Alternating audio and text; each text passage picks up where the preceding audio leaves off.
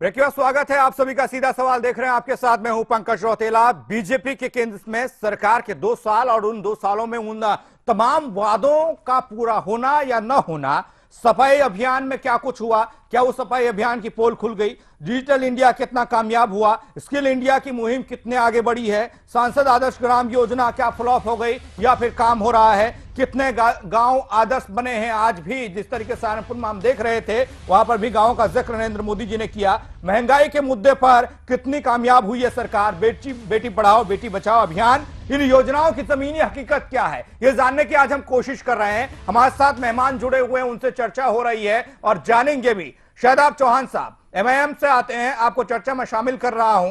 जिस तरीके से मोदी जी का भाषण आपने सहारनपुर में सुना था, वो जोश वो जुनून तो दिख रहा था, लेकिन वो बातें वही थी जो लोकसभा चुनाव से पहले हमने सुनी थी।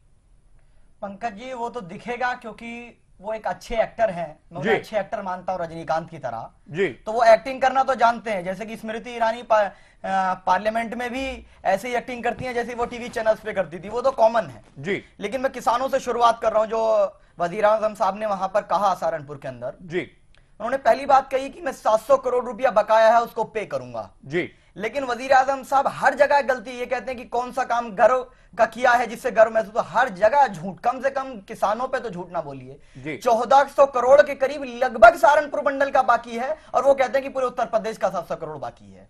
नहीं, चुनाव नजदीक है ना, थोड़ा कुछ बोलना पड़ेगा। झूठ जो मत ना बोला जाए ना, कम से कम जो हकीकत तो बताइए, जितना बाकी है उतना तो बताइए। जितना आप जानिएगा कि 10 से ज्यादा मंडल हैं, लेकिन वो एक मंडल का 1400 करोड़ के करीब बकाया है और वो पूरे उत्तर प्रदेश का 700 करोड़ बता देते हैं जी। दूसरी बात, उन्होंने कहा मैं यूपी आया हूं, यूपी से सांसद हूं, यूपी वाला हूं, यूपी का आशीर्वाद लेना आया हूं जी। डायलॉग बहुत अच्छा था, लेकिन अगर वाकई यूपी से सांसद हैं, यूपी का आशीर्वाद लेना आए हैं, तो क्यों, जब संविधान में प्रावधान है कि अगर किसी प्रदेश का कोई क्षेत्र अति पिछड़ा हुआ है, वहां पर लोग मर रहे हैं, वहां पर स्पेशल पैकेज दिया जा सकता है, तो क्या आशीर्वाद बुंदेलखंड क्यों नहीं गए लेना, सहारनपुर में ही क्यों आए जी। इन्होंने आदर्श ग्राम योजना, आदर्श ग्राम में आज ये मुझे बताइए कि कितने गांव आज तक आदर्श हो गए। अभी सोमेंद्र जी ने कहा कि हम बेटी बचाओ बेटी पढ़ाओ योजना चला रहे हैं, तो मुझको ये बताइए हिंदुस्तान की आवाम को, क्या वजीर आजम साहब ये बयान देंगे कि बेटी अगर लड़कियां 4 बिके तो अच्छा बिकेगा, ये बेटी बचेगी या बेटी पढ़ेगा? क्या ये महिलाओं के सशक्तिकरण की बात होगी? आखिरी बात मैं पूछना चाह रहा हूं कि इन्होंने स्किल इंडिया डिजिटल इंडिया की बात कर रहे हैं, मेरे भाई लिटरेट इंडिया के लिए कितना काम किया? आप किसान विरोधी हैं, आपने किसानों का 2000 करोड़ से ज्यादा बजट रिड्यूस कर दिया। आप सिर्फ अच्छी एक्टिंग करते हैं और यह विकास पर्व नहीं, एक विनाश पर्व है, जो हिंदुस्तान की सियासत के सबसे बुरे दिन अगर मैं कहूं वो आज चल रहे हैं। अच्छे दिन आए हैं तो भगवा आतंकवादियों के जो कैंप चलाए जा रहे हैं बजरंग दल द्वारा, अच्छे दिन आए हैं उन लोगों के जो गलत बयानबाजी करते हैं। तोमर साहब, लेकिन गरीब किसान के अच्छे दिन नहीं आए हैं। ये सवालों का जवाब चाहिए। मैं बताना चाहता हूं अपने साथी नहीं, बताना नहीं होगा, अब आपको ये बोलना होगा कि वाकई में काम नहीं हुआ है। नहीं, ये तो पूरा देश, और देश ही नहीं पूरा विश्व मान चुका है तोमर साहब। पूरा, पंकज जी, पूरा देश इस बात को जानता है कि मोदी जी जिस तरह से काम कर रहे हैं, रही जो अभी भाई बता रहे थे भ्रष्टाचार की बात, ये सरकार ऐसी सरकार है कोई आदमी उंगली नहीं उठा सकता, कोई भी विपक्षी सफाई अभियान की शुरुआत तोमर साहब आप ही ने की थी। प्रधानमंत्री नरेंद्र मोदी सड़कों पर झाड़ू लगाते हुए दिखाई दिए थे। क्या आज हम कह सकते हैं कि वो सफाई अभियान के तहत काम हो रहा है? इस योजना की शुरुआत आपने कर दी है, नहीं हो रहा है? बिल्कुल हो रहा है पंकज जी, बिल्कुल हो रहा है। आप जागरूकता देखिए, आज एक छोटा सा बच्चा भी यदि कोई रैपर नीचे डल जाता है तो वो खुद कहता है कि पापा इसे डस्टबिन में डालिए। ये सफाई अभियान, एक जागरूकता यदि छोटे बच्चे तक पहुंची है तो माननीय मोदी जी की देन है। वो विज्ञापन है, ठीक है, एक जागरूकता, विज्ञापन नहीं। और रही बात, ये देश ही नहीं पूरा विश्व इस बात को मान रहा है कि मोदी जी जिस तरह से काम कर रहे हैं जी। और मैं ये भी बताना चाहता हूं कि हमारी पार्टी, हम जिस विचारधारा से काम करते हैं, हम लोग देश के निर्माण की बात करते हैं। हम तुरंत ये नहीं चाहते कि पार्टी का फायदा हो, पार्टी सत्ता में आए या नहीं आए, लेकिन हमारा देश विकसित होना चाहिए, देश आगे बढ़ना चाहिए। बुंदेलखंड को भी थोड़ा विकसित कर दीजिए। बुंदेलखंड के लिए तो मैंने आपसे यही तो बताया है कि हम नदियों को, नहरों को, इन्हें जोड़ने का जो काम कर रहे हैं, जहां पर सूखाग्रस्त क्षेत्र हैं, जब तक नदियां नहीं बुंदेलखंड पहुंचेगी, जब तक नहर बुंदेलखंड नहीं पहुंचेगी, तब तक वहां का किसान, वहां का मानस मरता रहेगा। कितनी कनेक्टिविटी के लिए काम हुआ, कितनी रिवर्स के लिए, कुछ कितने नहीं, प्रोजेक्ट जीरो, हैं, ग्राउंड लेवल पंकज जी, पर मैं जीरो बताना है। चाहता- मैं पंकज खुद जी। बुंदेलखंड गया हूं, तोमर साहब, आप नहीं कह सकते कि काम हो रहा है। मैंने पंकज जायजा जी, लिया है। पंकज जी देखिए, जिलों का नाम गिना दूंगा, मध्य प्रदेश में जो अटल- जिले अटल- पड़ते हैं वहां पर भी, उत्तर प्रदेश में जो जिले पड़ते हैं वहां पर। 600 किसानों ने आत्महत्या कर ली विदर्भ महाराष्ट्र के अंदर, उसके बारे में भी जरा देखो- बताइए फडणवीस सरकार। देखो विपक्षी पार्टी नहीं, मैं विपक्षी पार्टी नहीं हूं, मैं देश की पार्टी का नेता हूं, आप ये मान के चलिएगा। पंकज जी, मैं यही बताना चाह रहा हूं कि आप देखिए ना, आप रिकॉर्ड उठा के देखिए, रिकॉर्ड जीरो बता रहा है सर बुंदेलखंड का। नहीं, वो रिपोर्ट तो जनता बताती है पंकज जी, देखो, और जनता हालात आपने भी कल बताते देख हैं, लिया होगा, हालात भी बताते हैं। जनता नहीं, जनता बताती है, आप जनता का उत्साह देखिए, कल जी। जनता जिस तरह से मोदी जी के स्वागत के लिए तैयार थी। और मैं कहना चाहता हूं कि सहारनपुर की जनता ही नहीं, और रही बात बुंदेलखंड की, जो अभी आप कह रहे थे कि बुंदेलखंड जाना चाहिए, सरकार ने तय कर रखा है, अभी उत्तर प्रदेश ही नहीं, देश के सभी हिस्सों में सरकार के नहीं, मंत्री ये जा रहे स्वागत हैं। समारोह जो होता है ना तोमर साहब, स्वागत समारोह बिहार में भी हुआ था नरेंद्र मोदी जी का, हमने देखा दिल्ली में भी जो रैलियां होती थी वहां पर भी स्वागत समारोह हुआ है, लेकिन जनता ने वहां नकार दिया नहीं, था। पंकज जी, ना बिहार और ना दिल्ली, हमारा वोटो परसेंटेज दोनों जगह बढ़ा है। आप ये देखिए कि एक आदमी की बढ़ती हुई, यानी पार्टी की जो कहीं ना कहीं बढ़ती हुई, हमारी जो पार्टी बढ़ रही है, गिर रही है, उसे- ग्राफ गिर रहा है साहब। दिन प्रतिदिन पार्टी बढ़ रही है। और हमने वो दौर कांग्रेस देखा था जब आपने हरियाणा जीता था, हमने वो दौर देखा था जब आपने महाराष्ट्र देखा था, झारखंड आप जीते थे, अच्छा प्रदर्शन आपने जम्मू कश्मीर में किया था, लेकिन उसके बाद का जो दौर है, उत्तर प्रदेश के हालिया आप चुनाव उठा अभी लीजिए, आसाम जीता है, उपचुनाव- हमने अभी आसाम जीता है। आपने आसाम जरूर जीता है, लेकिन आप उत्तर प्रदेश जीतने की बात कर रहे हैं। देश का सबसे बड़ा सूबा है, और यहां पर लोकसभा चुनाव के बाद जितने भी उपचुनाव हुए, जितने भी पंचायत चुनाव हुए, जितने भी यहां पर परिषद के चुनाव हुए, हर जगह आपको पटकनी मिली है। क्यों? ऐसा नहीं है पंकज जी, आप उपचुनाव में भी देख लीजिए, उपचुनाव बाई इलेक्शन कहीं ना कहीं दूसरी चीजों को हम देखें, कई पार्टियों उसमें भाग भी नहीं ले रही जी। थी, और आने वाले 2017 में जी। जो 265 का हम लक्ष्य लेकर चले हैं, जी, भारतीय जनता पार्टी पूर्ण बहुमत के साथ, प्रचंड बहुमत के साथ जी। सरकार में आएगी, ये विश्वास, ये आप प्रचार देखिए, है जनता आपका। का मेहर विश्वास साहब, इन्हीं बातों को लेकर आपके पास आ रहा हूं। आपने तमाम चीजें सुनी होंगी, आप भी गए होंगे बुंदेलखंड, कई बार गए होंगे, और जिस तरीके से मैंने आपको समझाया और मैं जो जानता हूं, आप किसानों के लिए काम करते आए हैं, गन्ना किसानों के लिए आपने आंदोलन किया है, सब चीजें मैं जानता हूं, लेकिन क्या आपने बुंदेलखंड आप गए, आपने बुंदेलखंड के हालात को जानने की कोशिश की? आप बताइएगा तोमर साहब को कि वहां पर किसानों के लिए इस सरकार ने क्या काम किया है।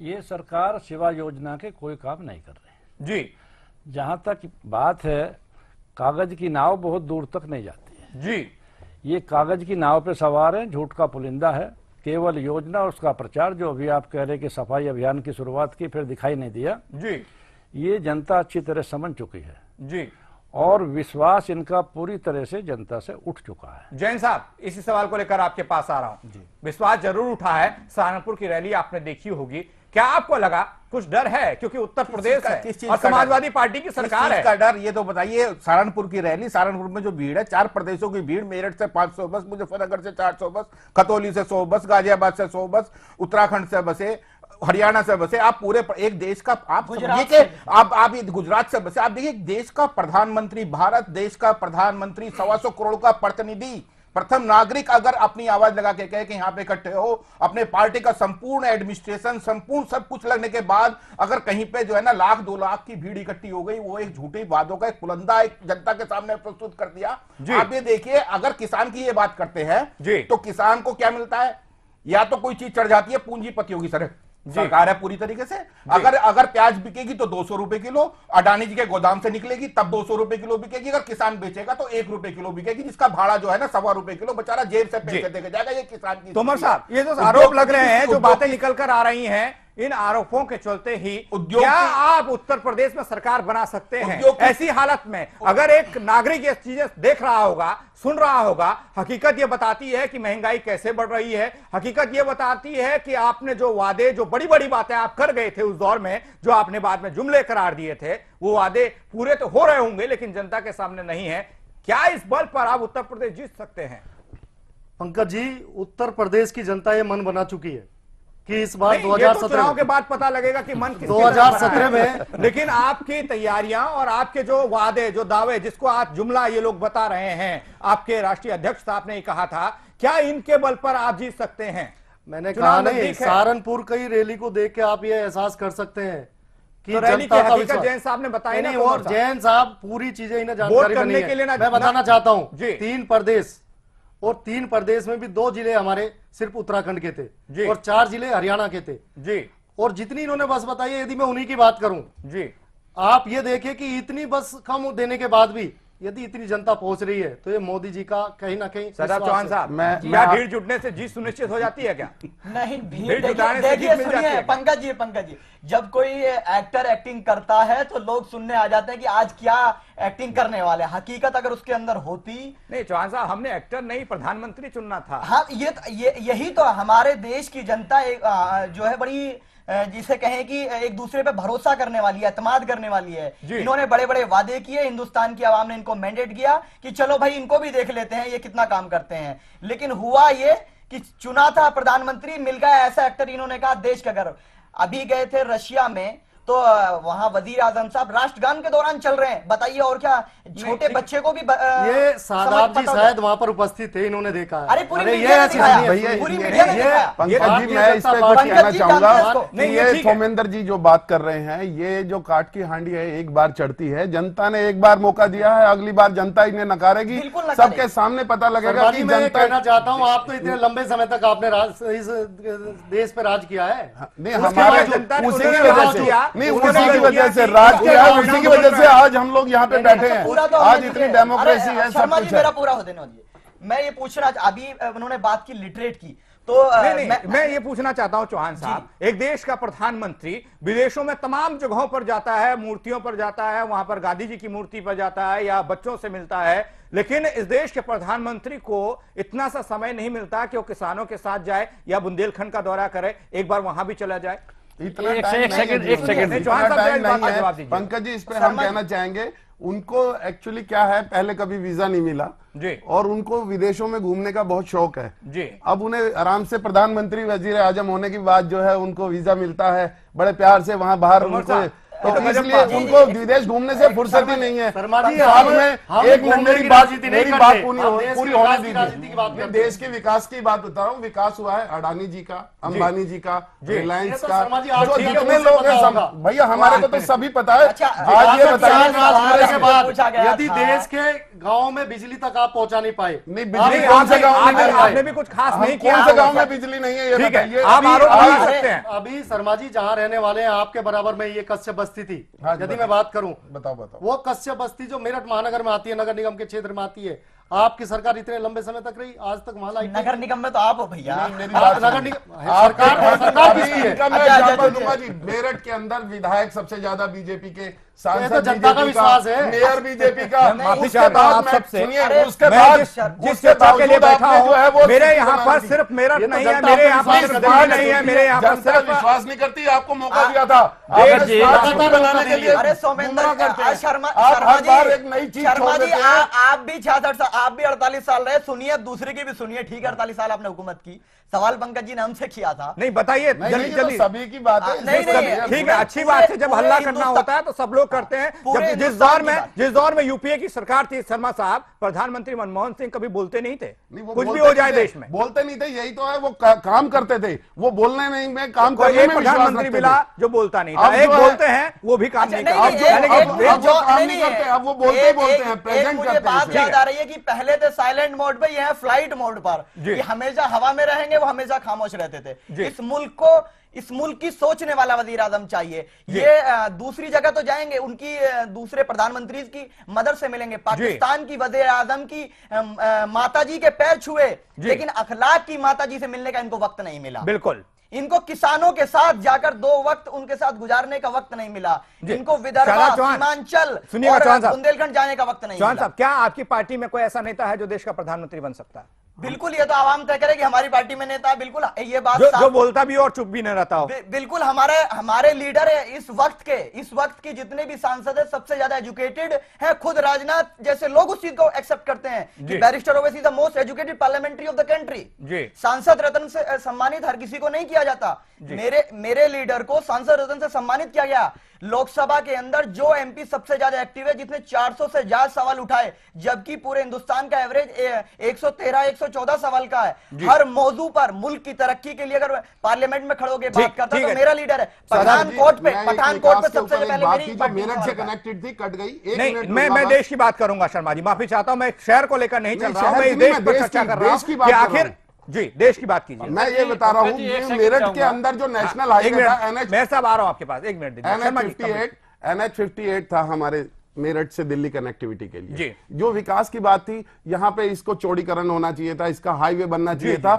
इन्होंने प्रदेश सरकार से दुश्मनी निकालने के लिए इस रोड को बंद कर दिया। जी वो तो होता है, वो होता है। जब आपकी सरकार उस प्रदेश में नहीं होगी तो जाहिर सी बात है उसके बजट में कटौती ये हो बदले जाएगी। की भावना से काम तरह करते ऐसा नहीं हैं, है। ये बदले की भावना से काम करते देखिए। हैं। ये सभी इनके आज की तारीख में इनका एकमात्र उद्देश्य है कि जनता को गुमराह करके हम उस सीट पे आ जाएं और लोगों का बेवकूफ बनाएं और जो हमारे हितैषी हैं हकीकत उनका है, विकास सोचिए, करें। देश के उसका उद्घाटन भी होता है, उसके बाद काम भी उस पर नहीं होता है। मैं आ रहा हूं आपके देश पास, लव जी, आऊंगा आपसे तोमर साहब नहीं आपके होगा, पास, सुरेंद्र जी। चौहान साहब आपके पास भी चौहान आऊंगा। साहब- मेहर जी कुछ कहना चाहते थे बीच में, उनको रोका था मैंने। मेहर जी प्लीज। मैं ये कहना चाहता हूँ, गांव के रहने वाले लोग हैं जी गांव में एक कहावत है कि बाहर मियाँ मोहल्लेदार, घर में बीबी झोड़ के भाट। जी मोदी जी विदेश में घूम रहे हैं, विदेश में देश का नाम ऊंचा कर रहे हैं इनके कहने के अनुसार, जी लेकिन इनके कहने के अनुसार, लेकिन उन्हें ये चिंता नहीं है कि किसान, मजदूर और आज देश के यही तो हर मेरा क्षेत्र, सवाल है मेरे देश साहब, के यही हर सवाल क्षेत्र मेरा में है।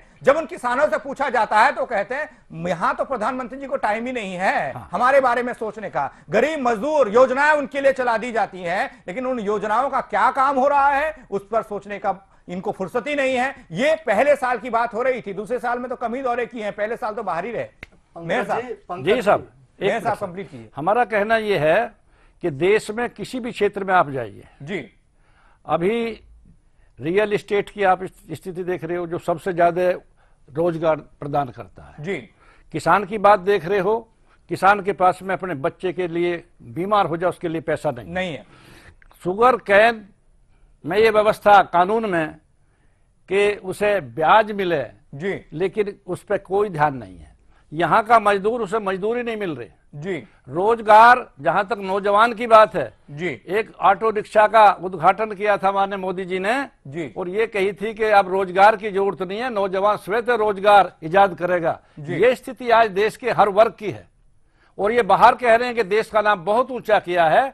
इनके अनुसार होगा देश का नाम ऊंचा, बाहर देश का नाम ऊंचा वो सब चाहते हैं, लेकिन देश में जो हम लोग रह रहे हैं हमारा भी तो पेट भरे, हमें भी तो रोजगार मिले। ये प्राथमिकता जो किसी खबर की भी मेरे पास आ रही है, खबर ये है कि जो रिक्शे बांटे गए थे वो रिक्शे ही चोरी हो गए, उनके टायरों को बेच दिया गया। ऐसे हमने लैपटॉप को लेकर भी देखा था, सुना था। तोमर साहब, इन तमाम सवालों को लेकर एक बार फिर से आपके पास आ रहा हूं। क्या जरूरत है हम लोगों को डिजिटल इंडिया बनाने की, स्किल इंडिया बनाने की? अगर हम जमीनी स्तर पर जो चीजों को सुधारना चाहते हैं वो ही नहीं सुधर पा रहे हैं। आप पढ़ाने की बात कर रहे हैं, स्किल इंडिया बनाने की बात कर रहे हैं, हाँ बनाइए, नौजवान को बनाइए, लेकिन बूढ़े भी तो रहते हैं इस देश में, बुजुर्ग भी तो रहते हैं इस देश में। पंकज जी, जनधन योजना हो या मुद्रा बैंक, यदि हम लोन की बात करते हैं, मुद्रा नहीं, लोन योजनाओं का जिक्र ना कीजिए। नहीं, योजना ये की बताइए बात कि नहीं, वाकई योजनाओं के माध्यम में से ये आदर्श ग्राम योजना जो आपने चलाई होगा, थी, योजनाओं के माध्यम आदर्श से ही तो ग्राम पंकज योजना हो गया। के तहत जयापुर गांव गोद लिया गया था प्रधानमंत्री द्वारा। सिर्फ 2 बार जयापुर पहुंचे हैं। जयपुर पहुंचे, वहां उनके जो उन्होंने वहां का प्रतिनिधि बना रखा है। आप जयपुर कुछ काम नहीं हुआ है साहब, रिपोर्ट कहती है मेरे पास, 3 पन्नों की रिपोर्ट है। देखिए पंकज जी, मैं आप पता नहीं कहां से रिपोर्ट लेके बैठे हुए हैं, आप देखिए वहां का यही विकास, चीजें हो जाती हैं। आप देखिए विकास जो वहां का। इनके ये हकीकत से लेनी है। चाहिए। तोमर साहब माफी चाहता हूं, ये हकीकत है इस देश की, ये हकीकत है और एक पार्टी की, जिस पार्टी को पूर्ण बहुमत देकर देश की सत्ता पर बैठाया था इस देश की जनता ने। जिसने बैठाया था पंकज जी, जनधन योजना के माध्यम से, जिस गरीब मजदूर का खाता नहीं था बैंक वो तो में, लालच वो में खोल दिए तोमर साहब की 15 लाख रुपए आएंगे लोग। नहीं, 15 लाख रुपए नहीं आएंगे, हम लोग हर एक बीमा को करवा धोखा रहे दिया हैं। गया था वो कि गरीब मजदूरों वो के जो पास काला पैसा धन है वो पहुंचेगा। आएगा, खाता खुलवाओ, जी। सबके 16-16 लाख 17 लाख खाते में आएंगे। काला धन जा रहा है, काला धन का काला धन जा रहा है। पंकज जी, जो बेचारा गरीब मजदूर है, इन बीमा योजनाओं के माध्यम से वो नहीं कई ऐसे जानता, उदाहरण है जो वो नहीं लाभान्वित हुए। जानता, वो बैंक भी जाना नहीं जानता। नहीं पंकज जी, ऐसा है, देखो नहीं, हकीकत मैं भी हकीकत बता रहा हूँ आपको। मैं एक बात, मैं कई उदाहरण ऐसे दे सकता हूँ विरोधी नहीं हूं, जिसमें मैं आपका विरोधी नहीं हूं, पंकज जी, मैं आप पार्टी का थोड़ा सा विरोधी correct नहीं हूं, कीजिए। लेकिन जब हकीकत हमारे सामने आती है, जब हम लोगों से मिलते हैं और बात करते हैं, मैं तब कई वो गांव में कहते मैंने देखा है हैं पंकज जी। कि वोट देने से पहले आप ही पार्टी नहीं, तमाम पार्टियां इस देश की वो वादे करती हैं, वो तमाम दावे करती हैं कि आपकी जिंदगी सुधर जाएगी, विकास होगा, नदियां बहा दी जाएंगी, लेकिन चुनाव जीतने के बाद हर कोई ये कहता है अरे वक्त तो दीजिए, अगर वक्त तो दीजिए, समय लगेगा। आप भी वही कह रहे हैं, लेकिन ये चीजें तो उस समय भी सोचनी चाहिए थी ना, जब हम लोग वोट मांगते हैं कि हाँ ये हमारा रोड मैप है, इतने साल हमको लग जाएंगे, लेकिन नहीं, उस समय तो लालच था सत्ता का। तोमर साहब, भारतीय जनता पार्टी कभी इस सोच के साथ काम नहीं करती कि वो सत्ता में आए जी। वो देश के निर्माण के लिए काम करती है जी। और जो मैं बताना चाह रहा था, बीमा योजना वाली बात आपको बता रहा था जी। कई ऐसे मजदूर है जिनकी आकस्मिक कहीं ना कहीं दुर्घटना के कारण मौत हो गई और उनके परिवार को पता नहीं था, वो बीमा जो किसी और के माध्यम से कराया गया उन्हें लाभ उस योजना के माध्यम से मिला है। ऐसे कई परिवार जो इससे लाभान्वित हुए हैं। लास्ट कमेंट, क्या आप लोगों ने जो काम अभी तक किया है 2 साल में, इसके बल पर आप उत्तर प्रदेश का सपना देख रहे हैं क्या? ये तो आप जनता को देख रहे हैं ना, जनता जिस तरह से मोदी जी के स्वागत में और भारतीय जनता नहीं, पार्टी स्वागत से बात नहीं कर रहे हैं, आप देख रहे हैं क्या उत्तर प्रदेश की सत्ता में काबिज होने का सपना? पंकज जी, मैं जनता के विश्वास पर ही और अपने कार्य प्रणाली जो हमारी सरकार काम कर रही है देश के अंदर जी 100% पूर्ण बहुमत के साथ, 1% बहुमत के साथ उत्तर प्रदेश में भारतीय जनता पार्टी मुख्यमंत्री का चेहरा होगा तो उमर साहब कोई? मुख्यमंत्री का चेहरा कई हैं। नहीं, ऐसा नहीं है। अच्छा। ये तय करेगा हमारा जो पार्लियामेंट्री बोर्ड है, जो हमारा वरिष्ठ नेतृत्व है, जो हमारी कमेटी है, वो तय करेगी कि कौन हमारा चेहरा होगा। शादाब चौहान साहब, बीजेपी ने जो काम किया है 2 सालों में, क्या लगता है उत्तर प्रदेश में, हालांकि आप मना ही करेंगे, लेकिन किस तरह की चीजें देखने को मिल सकती हैं? उत्तर प्रदेश की आवाम अब इस चीज को समझ गई कि सिर्फ वादों और नारों से कुछ नहीं होता। जो लोग हकीकत पे अब से पहले काम करते हैं उनका साथ देगी जनता, और मुझे इंशाल्लाह उत्तर प्रदेश की आवाम पर उम्मीद है, भरोसा है कि वो ऐसे लोगों को गद्दी नहीं देगी जिन लोगों ने देश को लूटा है। बराक ओबामा साहब मुल्क की बेइज्जती कर गए, इन्होंने चाय पिलाई और वो ये कह गए कि आपके यहाँ पर टॉलरेंस नहीं है या आपके यहाँ पर जो है कम्युनलिज्म बढ़ रहा है। और मोस्ट गूगल पे सर्च कीजिए most stupid prime minister of the world, तो अभी तक की स्थिति को देखिए, आप लोगों ने भी काम किया है, आप जनता से जुड़े हुए रहे हैं, क्या समझते हैं आप उत्तर प्रदेश में इतना आसानी से बीजेपी आ जाएगी क्या? मेयर साहब। देखिए साहब, जहां तक उत्तर प्रदेश की बात है जी, उत्तर प्रदेश की स्थिति बहुत विचित्र है जी। आज अखबार ने भी छापा कि पश्चिमी उत्तर प्रदेश में थोड़ी सी उम्मीद जी बीजेपी को है जी, इसीलिए सहारनपुर कल की रैली के लिए चुना गया जी। लेकिन उत्तर प्रदेश तो बहुत बड़ा है जी, और इनका आधार जो ये समझते हैं कि यहीं से शुरू करें, यही हमारा, हम तो किसान है, जिस खेत में अच्छी फसल हो किसान 3 बार चक्कर काटता है जी। तो पश्चिमी उत्तर प्रदेश को ये समझते हैं कि यहाँ हमारा वोट बैंक है। लेकिन कल रैली इनकी भी थी और राष्ट्रीय लोकदल के नेतृत्व में किसान गन्ने का पेमेंट लेने के लिए शामली में इकट्ठा हुए थे जी। पश्चिमी उत्तर प्रदेश में चौधरी साहब को जनता समझ रही है कि चौधरी साहब ही केवल ऐसे हैं जो किसान की बात कर रहे हैं, उसके पेमेंट की बात कर रहे हैं जी। और बीजेपी का ध्यान किसान की तरफ नहीं है जी, योजनाओं की तरफ है, लोगों को बहकाने की तरफ है। बहुत कम है, जल्दी से कमेंट कीजिएगा। दिल्ली बहुत दूर है, हाथ नहीं आएगा जी। हमारे राष्ट्रीय नेता हैं, हमारे टीम के जो नेता हैं श्री राहुल गांधी जी, हमेशा किसानों की लड़ाई लड़ते रहे हैं और हमेशा किसानों के साथ खड़े रहे। फायदा नहीं मिला। मुकुल जैन साहब, देखिए, जहां तक विकास की बात है और 2 साल में क्या काम किया, मैंने पूर्व में भी कहा कि 4.5 लाख उद्योग बंद हो गए पश्चिमी उत्तर प्रदेश के अंदर, लाखों की संख्या में उद्योग बंद हो गए, बेरोजगार, महंगाई, भ्रष्टाचार, योजनाएं चरम पर नहीं पहुंच रही हैं। आप सभी मेहमानों का, सोमेंद्र तोमर जी आपका भी, राम मेहर सिंह आपका भी, ये तो समाजवादी पार्टी शर्मा जी, मुकुल जैन साहब, शादाब चौहान साहब, सभी मेहमानों का चर्चा में शामिल होने के लिए बहुत बहुत शुक्रिया। जिस तरीके से मोदी सरकार के 2 साल और 2 सालों का ये आकलन आप देख रहे, सहारनपुर में मोदी जी ने जो बातें कही, उन्होंने उसमें जिक्र किया ग्राम का, गांव का और गरीब का। गंगा को उस दौर में वो भूल गए थे जिस गंगा के लिए उन्होंने बहुत सारी चीजें कही थी। एक अलग सा मंत्रालय बनाया गया था, उत्तर प्रदेश से होकर भी ये गंगा निकलती है, लेकिन विकास की गंगा भी नहीं बह रही है और उस गंगा को भी साफ नहीं किया जा रहा है। जो योजनाओं की लिस्ट हमारे पास है, सूची हमारे पास है, ये बताती है कि सारी योजनाएं मौजूदा वक्त में फ्लॉप साबित हो रही हैं। सीधा सवाल में फिलहाल इतना ही, आप बन रहे हमारे साथ।